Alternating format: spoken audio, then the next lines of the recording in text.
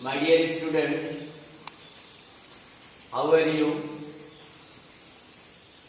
I hope that you are all at home.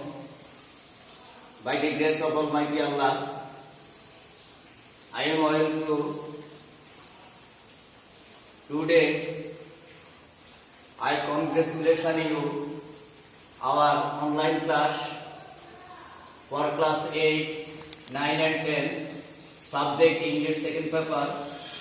Today we discuss about narration or reporting. প্রিয় শিক্ষার্থীবৃন্দ, আমরা আজকে তোমাদেরকে নিয়ে আলোচনা করব নতুন একটি টপিকস নিয়ে, যা হচ্ছে ন্যারেশন অর রিপোর্টিং। বাংলা হচ্ছে বাক্য অথবা বার্তা। এটার সহজ বাংলা বলা হয় বক্তব্য। We need to report message, speech, comment, request, etc. of a person or person to other. আমি আবার বলছি, we need to report message, speech, comment, request, etc. of a person or person to other. অর্থাৎ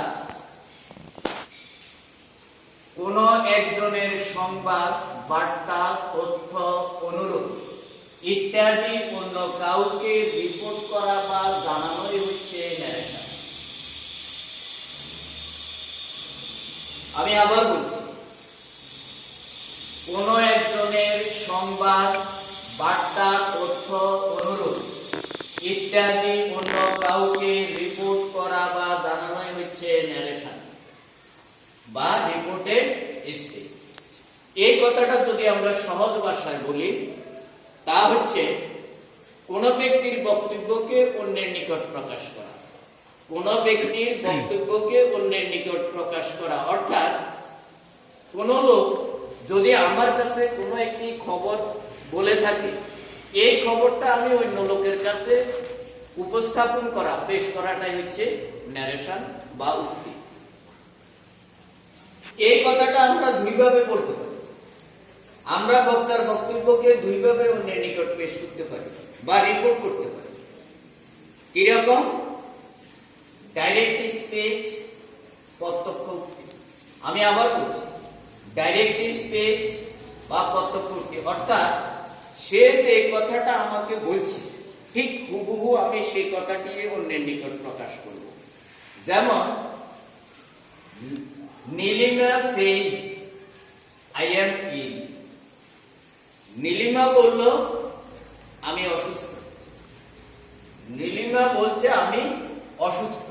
ঠিক সে যে কথাটা বলছে আমি এই কথাটাই অন্য লোকের কাছে পৌঁছিয়ে দিলাম।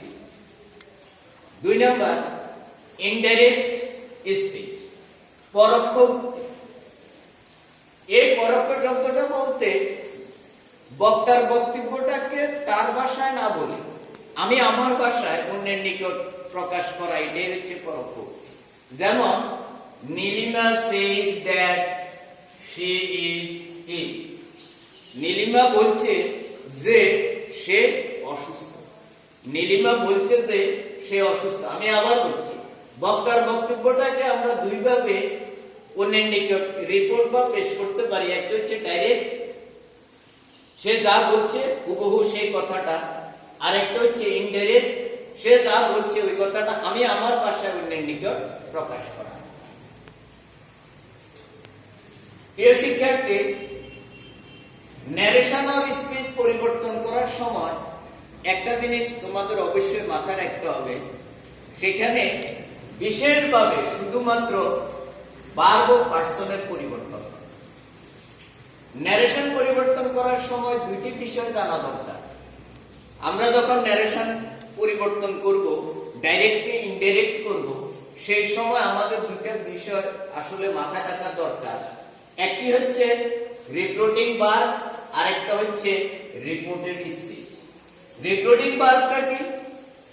বক্তা তার বক্তব্যটা যে ক্রিয়া বা ভার্বের মাধ্যমে বক্তা তার বক্তব্যটা যে ক্রিয়া বা এখানে লেখা আছে যে ভার্বের সাহায্যে বক্তার বক্তব্যটি প্রকাশ করা হয়।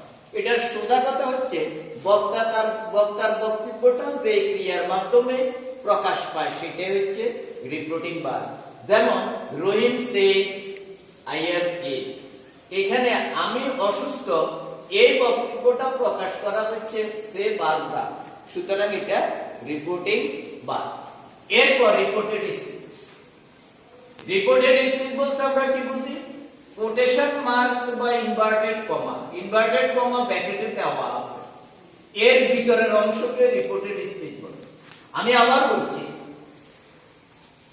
কোটেশন মার্কস বা ইনভার্টেড কমা এর ভিতরের অংশ অর্থাৎ বক্তার মূল বক্তব্যটা যে অংশটার উভয় দিকে কোটেশন বা ইনভার্টেড কমা দেওয়া থাকে সেটাকে বলা হয় রিপোর্টেড স্পিচ। যেমন dinner said to me I shall not go, এই I shall not টা যেহেতু ইনভার্টেড কমার ভিতরের অংশ, এটাই হচ্ছে বক্তার মূল বক্তব্য অর্থাৎ এটাই হচ্ছে রিপোর্টেড স্পিচ। প্রিয় শিক্ষার্থী বন্ধুরা, আমরা আলোচনা করতেছিলাম ডাইরেক্ট স্পিচ কে কিভাবে ইনডাইরেক্টে পরিবর্তন করব। খেয়াল রাখবে, ডাইরেক্ট স্পিচকে ইনডাইরেক্টে পরিবর্তন করতে হলে তোমাকে কিছু কিছু নিয়ম অবলম্বন করতে হবে। যেমন কি করতে হবে আমি দেখাচ্ছি তোমাদেরকে। হি সেড টু মি, এখানে কমা আছে, এরপরে দেওয়া আছে হোয়াট ইজ ইউর নেম, এখানে নোট অফ ইন্টারোগেশন প্রশ্নবোধক চিহ্ন আছে এবং কোটেশন আছে। আমাদেরকে এটা মাথায় রাখতে হবে, কোন সময় যখনই আমরা ডাইরেক্ট স্পিচকে ইনডাইরেক্টে পরিবর্তন করব তখন অবশ্যই খেয়াল রাখবে কমা এবং কোটেশন থাকবে না, কমা এবং কোটেশন থাকবে না। সেন্টেন্সটি সব সময় অ্যাসার্টিভ হবে। দেখো, he asked me what my name was, এখানে কমাও নাই, কোটেশনও নাই, প্রশ্নবোধক চিহ্নও নাই। Number 2, he said I am going, he said I am going, এখানে তোমাদেরকে খেয়াল রাখতে হবে ডাইরেক্ট স্পিচকে ইনডাইরেক্টে পরিবর্তন করতে হলে আমরা প্রথমে জানছি কমা কোটেশন উঠে যাবে, সেন্টেন্সটি অ্যাসার্টিভ হবে। তাহলে কমা কোটেশন উঠে গেলে অর্থাৎ কমা যদি উঠাইতে হয় তাহলে তোমাকে সেখানে এই দুটো বাক্যকে সংযোগ করার জন্য তোমাকে অবশ্যই কোন জায়গায় দ্যাট, ইট, তারপরে আজ ইত্যাদি পরিবর্তন করতে হবে, ইত্যাদি কনজাংশন ব্যবহার করতে হবে। যেমন he said that he was going. আমি আবার বলছি, ডাইরেক্ট ইনডাইরেক্ট করার সময় কমা কোটেশন থাকবে না এবং বাক্যটি অ্যাসার্টিভ হবে। সেইভাবে কমা উঠে যাওয়ার জন্য কমা স্থলে সাধারণত দ্যাট, ইট, ওয়েদার, আজ, টু এক এক সেন্টেন্সে এক এক ভাবে এগুলো ব্যবহার করতে হয়। Number 3, he said I have done my work, he said I have done my work। তোমাদেরকে একটা জিনিস খেয়াল রাখতে হবে, ন্যারেশনের সবচেয়ে জটিল বিষয় হচ্ছে পার্সন পরিবর্তন করা, পার্সন এবং ভার্বের পরিবর্তন। এখানে পার্সনের পরিবর্তন দেখানো হয়েছে। কিভাবে পরিবর্তন করবে? রিপোর্টেড স্পিচ ফার্স্ট পার্সন অর্থাৎ আই, মাই, মি ইত্যাদি যদি থাকে ইনডাইরেক্টে ভার্বের ভিতর পার্সন অনুযায়ী পরিবর্তন হয়। ইনডাইরেক্টে কোটেশন, এই যে এখানে যেহেতু এখানে আই আছে সেখানে হিজ ব্যবহার করা হয়েছে। নাম্বার এরপরে দেখো, you said you are late, you said you are late, এখানে বলা হয়েছে যার সাথে কথা বলা হচ্ছে সেই অনুযায়ী সাবজেক্ট পার্সনের পরিবর্তন করবে। তাহলে কথাটা বলা হচ্ছে তার সাথে, ইউর সাথে, যার কারণে ইনডাইরেক্টলি এখানে আই ব্যবহার করা হয়েছে। You said you are late. তুমি বললো তুমি অসুস্থ। তুমি বললে তুমি লেট। কাকে বলা হয়েছে? আমাকে বলা হয়েছে। এরপরে দেখো, এরপরে এখানে দেওয়া আছে he said to me he stole his watch. যদি ডাইরেক্ট ন্যারেশনে হি, শি ইত্যাদি যদি থাকে, দেন, দে ইত্যাদি যদি থাকে, তাহলে ইনডাইরেক্টলি সেগুলো যেভাবে আছে এইভাবে ব্যবহার, এগুলোর পরিবর্তন হয় না। যেভাবে আছে এইভাবে ব্যবহার, এগুলোর পরিবর্তন হয় না। এরপরে দেখো হি সেজ আই অ্যাম ইন। এটা হচ্ছে প্রেজেন্ট অথবা ডাইরেক্ট স্পিচটি, ডাইরেক্ট ন্যারেশনে রিপোর্টেড স্পিচটি যদি প্রেজেন্ট অথবা ফিউচার টেন্সে থাকে, তাহলে ইনডাইরেক্টে ভার্বের কোনো পরিবর্তন হয় না। ইনডাইরেক্টে ভার্বের কোনো পরিবর্তন হয় না। যেমন he says that he is ill, he says that he is ill. যে টেন্সে ছিল সেই টেন্সে আছে, শুধুমাত্র পরিবর্তন হয়েছে, কনজাংশন ব্যবহার হয়েছে, কমা কোটেশন উঠে গেছে। এরপরে দেখো রহিম said I am going to school. রহিম বলল আমি I am going to school, আমি স্কুলে যাইতেছি। বলা হচ্ছে রিপোর্টিং ভার্ব যদি পাস্ট টেন্স হয়, অবশ্যই তোমাকে ইনডাইরেক্ট করতে হলে রিপোর্টেড স্পিচকেও সেই অনুযায়ী পাস্ট টেন্সে পরিবর্তন করতে হবে। প্রিয় শিক্ষার্থীবৃন্দ, past indefinite, past perfect, past continuous, past perfect continuous এর অর্থ হচ্ছে ডাইরেক্ট ন্যারেশনে রিপোর্টেড স্পিচটি যদি পাস্ট ইনডেফিনিট টেন্সে থাকে, আমি আবার বলছি, ডাইরেক্ট ন্যারেশনে রিপোর্টেড স্পিচটি যদি পাস্ট ইনডেফিনিটে থাকে, তাহলে ইনডাইরেক্টলি সেই রিপোর্টেড স্পিচটি হবে পাস্ট পারফেক্ট। আমি আবার বলছি, ডাইরেক্ট ন্যারেশনে রিপোর্টেড স্পিচটি যদি পাস্ট ইনডেফিনিটে থাকে, অবশ্যই ইনডাইরেক্টলি সেটা হবে past perfect.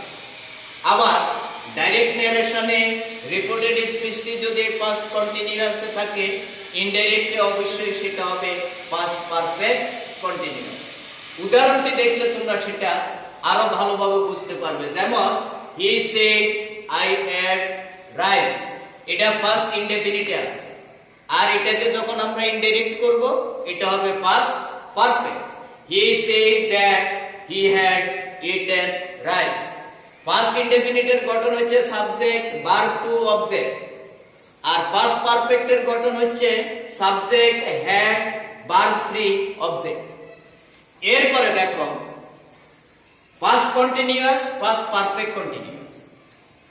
He said I was eating rice, he said I was eating rice, এটা পাস্ট কন্টিনিউয়াস টেন্সে আছে। এটাকে আমাদেরকে অবশ্যই ইনডাইরেক্টলি করতে হবে past perfect continuous. Past perfect continuous করলে কি হবে? হি said that he had been eating rice. Past perfect continuous tense, past perfect continuous টেন্সের গঠন হচ্ছে সাবজেক্ট, হ্যাড, বিন, মূল ভার্ব, আইএনজি, অবজেক্ট। আর পাস্ট কন্টিনিউয়াসের গঠন হচ্ছে সাবজেক্ট, ওয়াজ ওয়্যার, মূল ভার্ব, আইএনজি, অবজেক্ট। তাহলে past indefinite, past perfect, past continuous, past perfect continuous. অর্থাৎ ডাইরেক্টলি যদি রিপোর্টেড স্পিচটি পাস্ট ইনডেফিনিটে থাকে, ইনডাইরেক্ট করলে সেটা হবে পাস্ট পারফেক্ট। আর ডাইরেক্টলি যদি রিপোর্টেড স্পিচটি পাস্ট কন্টিনিউয়াসে থাকে, ইনডাইরেক্টলি সেটা হবে পাস্ট পারফেক্ট কন্টিনিউয়াস। এরপরে দেখো Rafiq said I had eaten rice before he came, এটা পাস্ট পারফেক্ট টেন্সে। এই সেন্টেন্সটা আছে পাস্ট পারফেক্ট টেন্সে, কারণ পাস্ট পারফেক্ট টেন্সে আমরা সংজ্ঞা যতটুকু জানি, সেখানে বলা হচ্ছে দুটি কাজের মধ্যে যে কাজটা আগে হয় সেটাই হচ্ছে পাস্ট পারফেক্ট। আর এটার গঠন হচ্ছে subject, had, verb three, object. Subject, had, verb three, object. খেয়াল রাখবে বিপরযুক্ত কোনো সেন্টেন্স যদি থাকে বিপরের আগের অংশ পাস্ট পারফেক্ট, পরের অংশ পাস্ট ইনডেফিনিট। আগের অংশ পাস্ট পারফেক্ট, পরের অংশ পাস্ট ইনডেফিনিট। এইরকম কোন সেন্টেন্স যদি থাকে তাহলে এটার ইনডাইরেক্ট করার সময় কোন রকমের পরিবর্তন হয় না। দেখো, Rafiq said that he had eaten rice before he came. সুপ্রিয় শিক্ষার্থীবৃন্দ, আজকে আমরা ক্লাসে যতটুকু আলোচনা করেছি আমি তোমাদেরকে বিশেষভাবে বলবো, যদি তোমরা এই উদাহরণগুলোর সাথে নিয়মগুলো একটু মিলিয়ে এটা একটু প্র্যাকটিস করো, তাহলে আমরা আগামী ক্লাসে ন্যারেশন করতে দেখবে তোমাদের জন্য এটা অত্যন্ত সহজ। এই বলে সবার সুস্বাস্থ্য কামনা করে, দীর্ঘায়ু কামনা করে আমি আজকের মতো এখানে বিদায় নিচ্ছি। বেঁচে থাকলে আগামী ক্লাসে দেখা হবে। ধন্যবাদ।